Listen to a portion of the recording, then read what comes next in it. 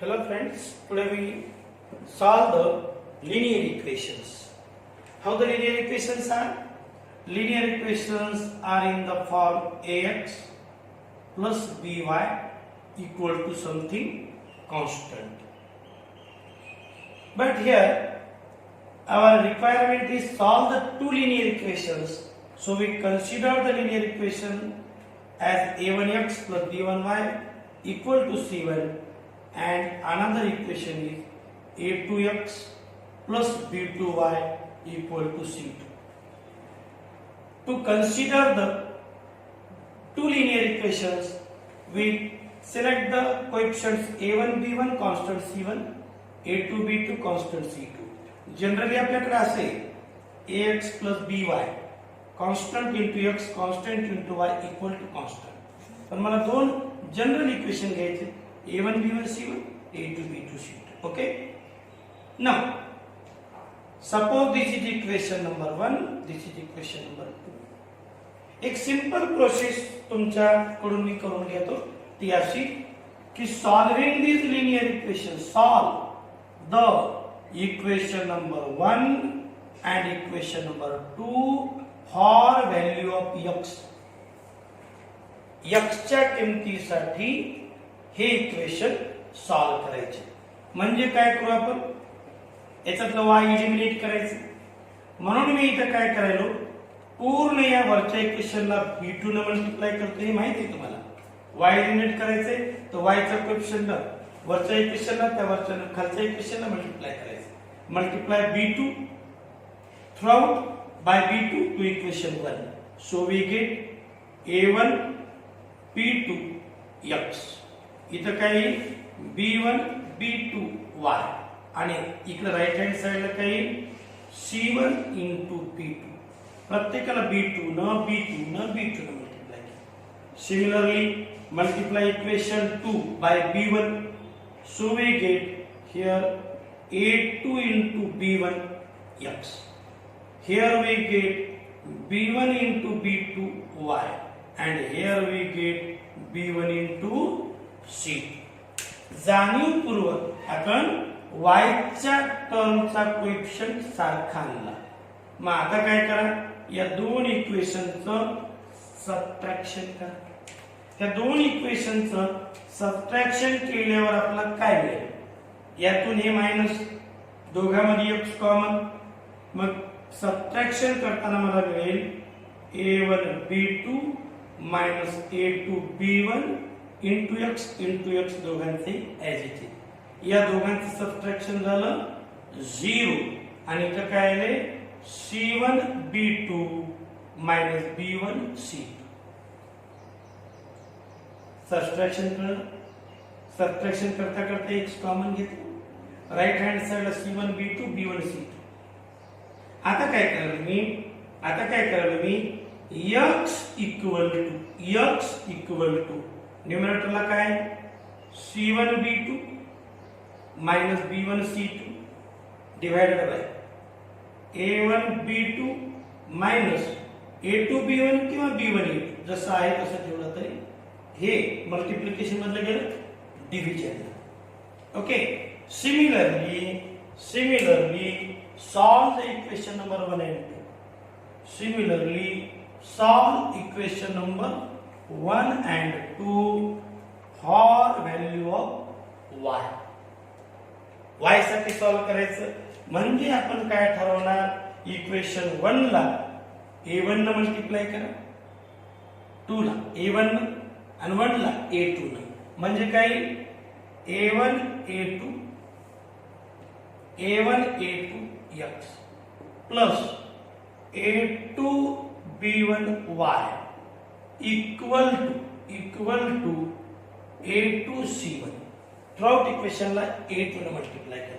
सेकंडला a1 ला a1 a2 x plus a1 b2 y is equals to a1 c2. सेकंडला a1 ने multiply करा आणि या दोघांचं करतो सबट्रॅक्शन. मुद्दाम होऊन या इक्वेशन मध्ये हे दोन टर्म सारखे आणले, सबट्रॅक्शन काही 0. आणि इथं काय असेल a2b1 minus a1b2y is equals to a2c1 minus a1c2 आणि यामध्ये सुद्धा तुम्हाला म्हणेल इथे y इक्वल टू काय येईल y इक्वल टू येईल c1a2 minus a1c2 divided by a2b1 minus a1b2. तर याचा डिनॉमिनेटर जसा आलाय तसं मला y चा डिनॉमिनेटर पाहिजे म्हणून मी डिनॉमिनेटरला जर असं जबरदस्ती लिहिलं तर मान्य होणार नाही म्हणून काय म्हणेल मॅथमॅटिकली त्याला मायनस ने मल्टिप्लाय करा आणि न्यूमरेटरला पण मायनस ने मल्टिप्लाय करा न्यूमरेटरला पण मायनस ने मल्टिप्लाय करा. आणि आता तुम्हाला नेतो डिटर्मिनंट कडे. काय म्हणतो आपला डिटर्मिनंट 2/2 चा जर डिटर्मिनंट असेल ABCD तर याची व्हॅल्यू काय येते AD मायनस BC. मला असं वाटतं त्या डिटर्मिनंट कडे पाहून ह्या x च्या किमतीला आपण डिटर्मिनंट डिवाइडेड बाय डिटर्मिनंट लिहिता येऊ शकतो.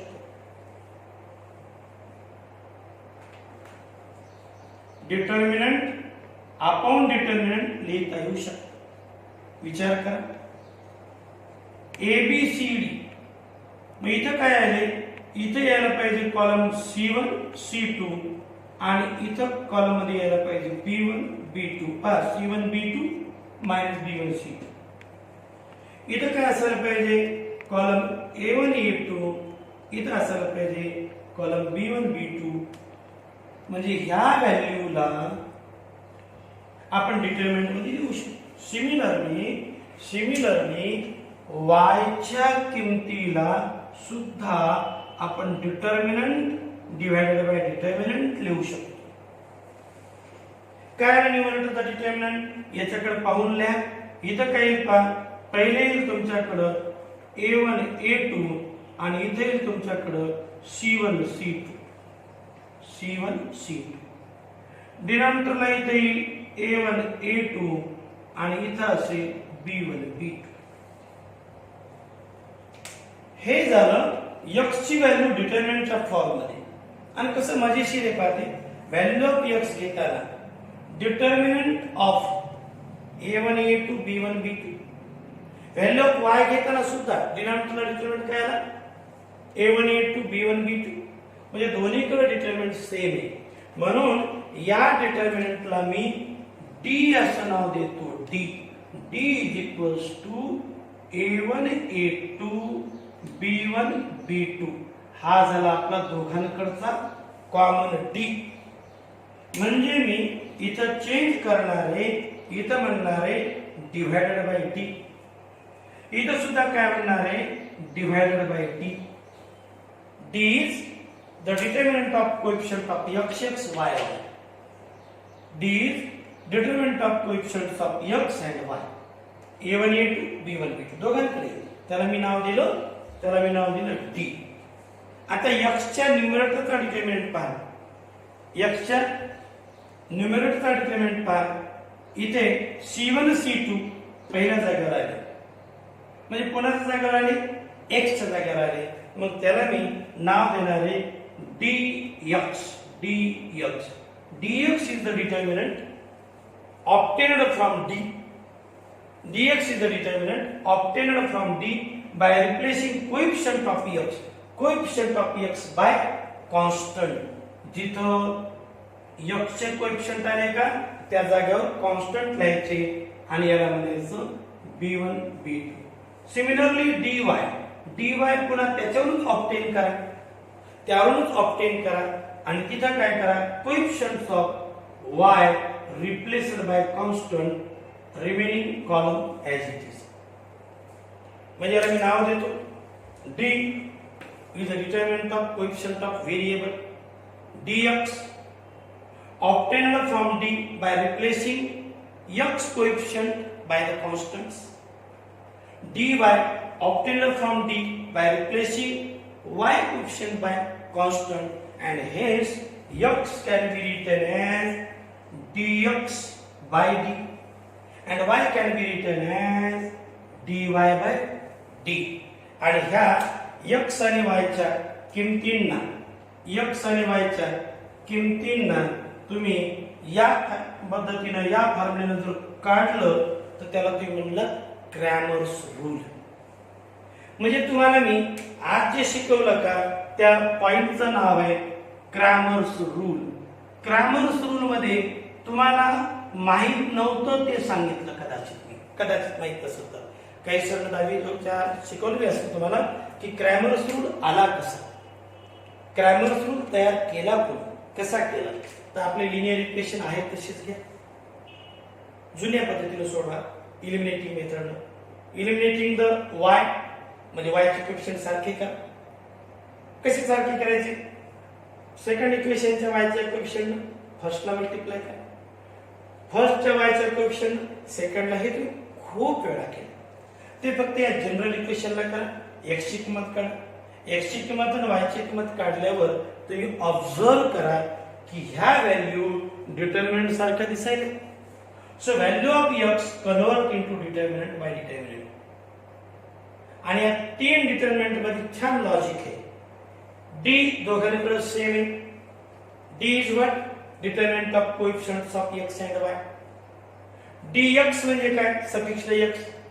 Here x column replaced by constant, dy y column replaced by constant. पण लक्षात घ्या हे इक्वेशन जे दिलेले इक्वेशन या टाइप मध्ये दिलेले आहे, x ची टर्म y ची term equal to constant, x term y term equal to constant.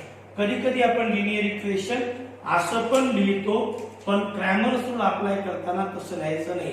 ax by plus c equal to 0 ह्या पद्धतीचे लिहू नका, रूल चुकेल म्हणून असं घ्यायचं नाही.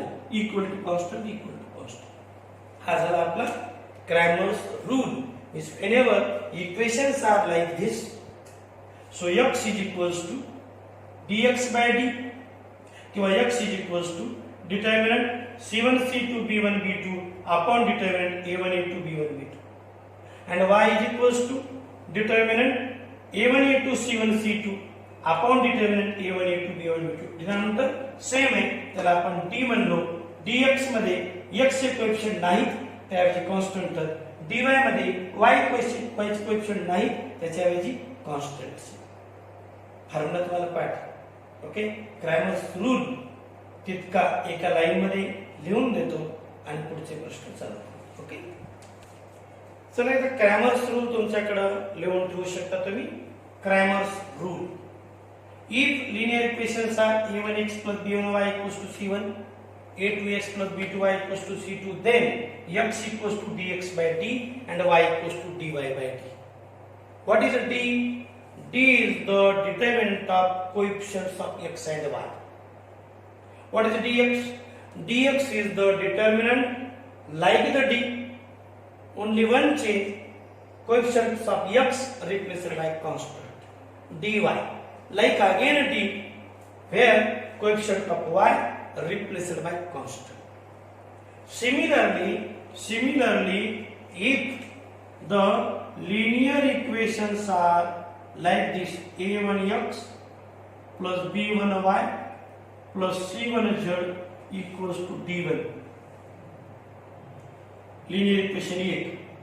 Linear equation 2, a2x plus b2y plus c2z is equals to d2.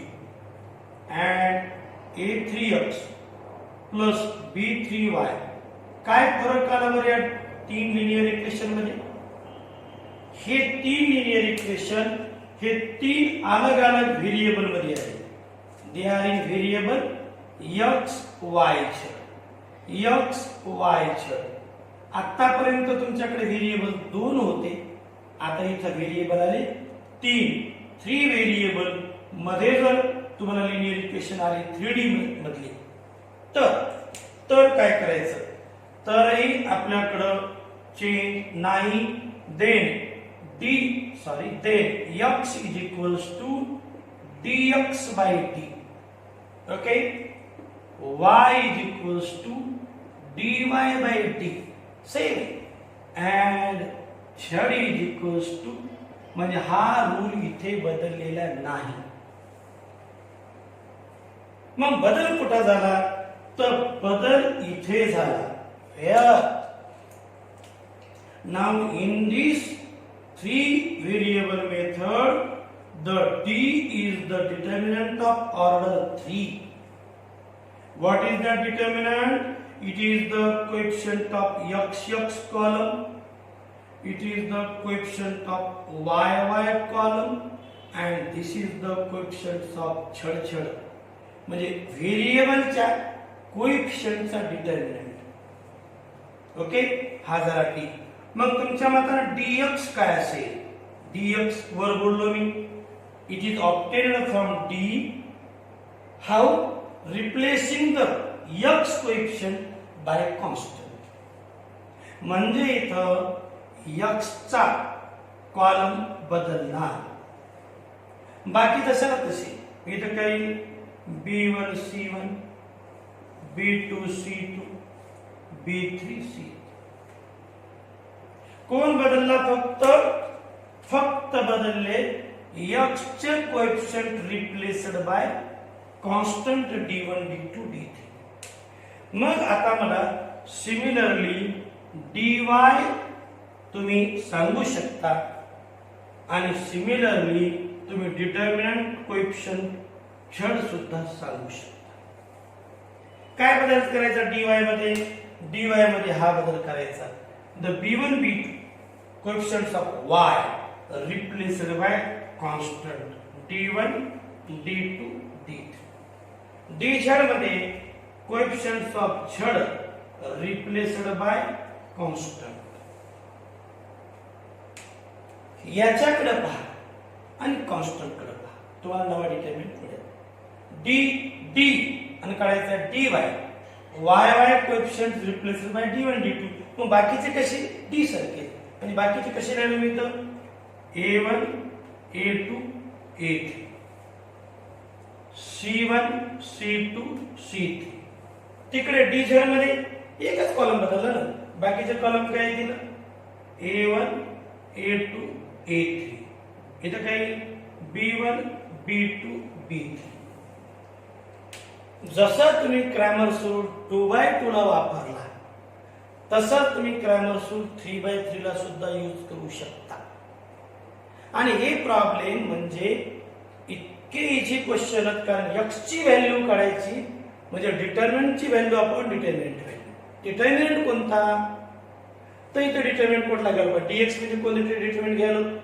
Coefficient of x च्या जागेवर कॉन्स्टंट, बाकी b1 b2. dy म्हणजे कोएफिशियंट ऑफ y च्या जागेवर कॉन्स्टंट, बाकी a1 into h. याची व्हॅल्यू d ची व्हॅल्यू. म्हणजे व्हॅल्यू ऑफ डिटर्मिनंट जर मला काढता आलं तर लिनियर इक्वेशन सॉल्व्ह करता येते. 2/2 10 ला सोडवलं, 11 ला 3/3 सोडवलं. हा क्रॅमर्स रूल तुमच्याकडे वहीमध्ये लिहून ठेवा. ओके, एक प्रॉब्लेम घेतो, जास्त काही तर आवश्यकता वाटत ना मला. Solve the equations. 10 ला झालेला problem. Solve the equations 3x - 2y = 5 आणि x + 3y = 4. हे जे गिवन इक्वेशन्स आहेत का, ते इक्वेशन नेहमी मी म्हणतोय कसं द्या. गिवन कोणत्या टाइपचे इक्वेशन आहेत माहिती आहे आपल्याला? Linear. Given linear equations are what are that? 3x - 2y = 5, x + 3y = 4. यामध्ये कोएफिशियंट कोण कोण आहेत पहा? 3 2. इथं काय नाही म्हणजे 1 3. Constant term 5 4. पहिलं काम काय करा? d डिटर्मिनंट d चा इथं डिटर्मिनंट लिहा. त्यानंतर डिटर्मिनंट dx लिहा, dy हे तिन्ही पण एकदाच मांडून ठेवा. कशामुळे? इथं लिहायचे x चे कोएफिशियंट, y चे coefficient. 3 -2 coefficient of y is -2 not 2. मग आता dx लिहिताना हा 3 बदलायचा आणि त्याच्या जागेवर कोण लिहायचा? त्याच्या जागेवर लिहायचा 5 4.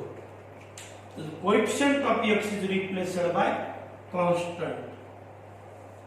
Then coefficient of y is replaced by constant. म्हणजे हे दोन्ही पण डिटरमिनंट लिहिताना याच्याकडे पाहूनच लिहायचे. यामध्ये एक बदल करायचा, कोएफिशिएंट ऑफ x त्याच्या जागेवर dx काढ, dy काढताना कोएफिशिएंट ऑफ y च्या जागेवर कॉन्स्टंट. आता याची किंमत काढणे तुम्हाला माहिती आहे, किमती काढा आणि इथं काय म्हणा, by Cramer's rule. Cramer's rule आपल्याला एक नवीन फॉर्म्युला देतो, x is equals to dx by d and y is equals to dy by d. मग इथे d म्हणजे काय, व्हॅल्यू ऑफ डिटर्मिनंट.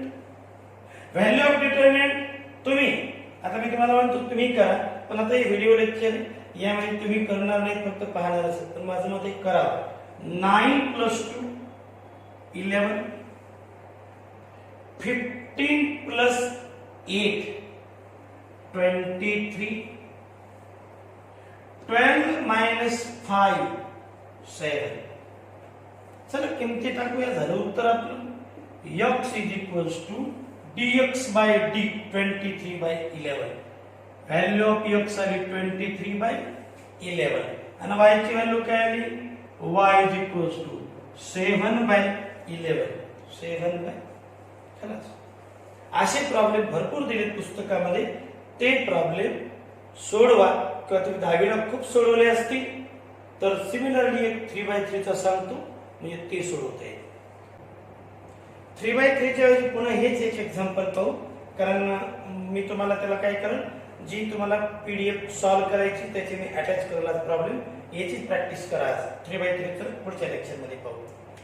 काही इक्वेशन या टाइपचे येतात, ऍक्च्युअली हे इक्वेशन्स लिनियर नाही, पण जर या दिलेल्या इक्वेशन्स कडे पाहिलं, हे दिलेले इक्वेशन मला चेंज करायचे. कसं चेंज करेल मी, इथे एक अझम्पशन करतो, let a equal to 1/x + 1 and b is equals to 1/y - 1, and therefore we get the equations. मग काय equation, a plus 3b equal to 4. दुसरे इक्वेशन काय, -3 plus 2b equal to 5. तात्पुरतं आपण असं म्हणू की मला हेच दोन इक्वेशन दिले असं आपण समजू. मग यासाठी 3 गोष्टी काढा. पहिलं d डिटरमिनंट ऑफ कोएफिशिएंट, पुढचा dA determinant of coefficients of a सोडून, आणि dB dA dB करा, व्हेरिएबल आणि a आणि b म्हणून dA dB. What are the elements in D? Elements in D are coefficients of A, coefficients of B. DA म्हणजे काय करायचं, A च्या कोएफिशिएंटच्या ऐवजी इथे कॉन्स्टंट लिहायचे, second column as it is. DB मध्ये B च्या कोएफिशिएंटच्या जागेवर कॉन्स्टंट लिहायचे आणि पहिला कॉलम ॲज इट इज. मग हा डिटर्मिनंट सॉल्व करू. इथे काय, 3 + 9 11, 8 - 15 - 7, then 5 + 12 it is 17. ठीक आहे. हे आले DA DB by Cramer's rule. By Cramer's rule, A is equals to dA by d and B is equals to, by Cramer's rule, symbol बदलणं मुलांना फक्त dx साठी d, because there are A and B variable now. given equation changed by 1 upon x plus 1 is a, 1 upon y minus 1 is b, and hence our a value a equals to, what is it, a minus 7 by 11. It is minus 7 by 11. What is b? 17 by 11. It is 17 by 11. पण आपले equations हे x आणि y मधले given equations, त्यासाठी आपण बदल केलाय. म्हणजे आता तुम्हाला व्हॅल्यू कशाची मिळाली माहिती आहे? a ची. म्हणजे ही व्हॅल्यू मिळाली 1 by x plus 1 is equals to minus 7 by 11. आणि b मिळाली म्हणजे कुणाची मिळाली? 1 by y minus 1 is equals to 17 by 11. आपला क्वेश्चन होता solve the equations. We solve equations finding values of x and y means solve the equations. x आणि y चे किती काढायचे? इथं क्रॉस मल्टिप्लिकेशन करा किंवा याला रेसिप्रोकल घ्या. x plus 1 upon 1 is equals to 11 by minus 7. तिकडे y minus 1 divided by 1 is equals to 11 by 17. आता क्रॉस मल्टिप्लिकेशन करू. minus 7x minus 7 equal to 11. So minus 7x is equals to 18. So x is equals to minus 18 by 7. Y 17y minus 17 equal to 11. So 17y is equals to 28. So y is equals to 28 by 17. अशा टाइपचे equation सुद्धा Cramer's rule मध्ये convert करून, म्हणजे linear मध्ये convert करून Cramer's rule solve करू शकतो. या दोन टाइपच्या प्रॉब्लेमचे तुम्हाला मी एक्सरसाइज आपल्या व्हिडिओला अटॅच करेल, ती सोडवायची. मी प्रत्येक वेळेला तुम्हाला एकच मंत्र सांगेन, मॅथमॅटिक्सचे फक्त व्हिडिओ कितीही दिवस तुम्ही पाहिले तर मॅथ पक्क होत नाही. जर तुम्ही आजच्या आज याची प्रॅक्टिस केली आणि मग उद्याचा व्हिडिओ पाहिला तर बेनिफिट होईल, अन्यथा नाही. आणि हा पार्ट इतका इझी की माझ्या मते याला तुम्हाला सोडवा म्हणायची वेळेची येऊन इतकं इंटरेस्ट तुम्ही सोडवा. 2x2 चे तेवढे सोडवा. 2 क्वेश्चन जवळपास तुम्हाला दोन्हीचे 7-8 10-12 क्वेश्चन आहे. आणि सगळे क्वेश्चन मी तुम्हाला PDF अटॅच करेल आपल्या सबस्क्रिप्शन मध्ये. सगळ्यांनी व्हिडिओ पाहताना व्हिडिओ सबस्क्राईब करा चॅनल, म्हणजे नवीन व्हिडिओ मी काय टाकला हे तुम्हाला जाऊन पाहायची गरज पडणार नाही. त्या लिंक मध्ये आपोआप तुम्हाला नोटिफिकेशन येत चालेल.